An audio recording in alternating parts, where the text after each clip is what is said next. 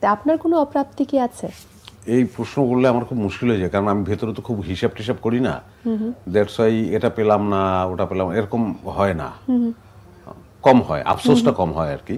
But আমি ভালোবাসি, চরিত্রকে ভালোবাসি বা অভিনয়টাই ভালোবাসি। সো সেটা যে ফর্ম, যে মাধ্যমেরই হোক না কেন, অভিনয়টা করতে পারলেই হলো। বেশ বেশ ওয়েল, অনেকগুলো চরিত্র নিয়ে যেমন বলছিলাম, আমি একটু আগে একটা প্রসঙ্গ এসেছিল, এখন আমার মনে পড়লো কিছুদিন আগে যেমন ছবি আলের 25 বছর উদযাপন আমরা দেখেছি। ছবি আলের সাথে কিন্তু আপনার আমি পথ চলায় আমি ভীষণভাবে যুক্ত।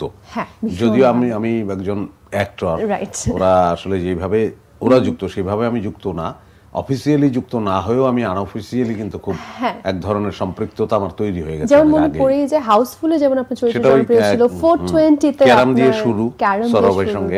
এই পরিবারটা আমি বলবো যে আমাদের এই মিডিয়ায়, আমি হয়তো অনেকের সঙ্গে আমার ওঠা বসা হয়নি, কিন্তু এই পরিবারের অনেকের সঙ্গেই আমার এত বেশি মেশা হয়েছে, এত ওঠা বসা হয়েছে যে এই তাদের যে পথ চলাটা এবং তাদের যে স্পিরিট এবং তাদের যে একটা লক্ষ্য ছিল বা লক্ষ্যটা এখনো আছে, যে লক্ষ্য থেকে দৌড়টা একসঙ্গে, সেইটা বাংলাদেশে সেটা খুব অসাধারণ ছিল, আছে, এবং সেই দৌড়টা আরো বেগবান হোক আমি চাই, এবং সেই দৌড়ের মধ্যে আমিও থাকতে চাই।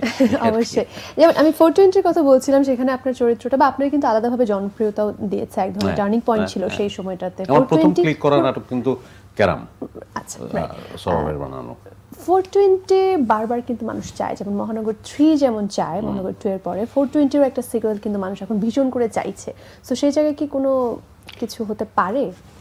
হতে তো পারে, কিন্তু পুরোটাই তো অ্যাকচুয়ালি সৌরভের উপর ডিপেন্ড করতেছে।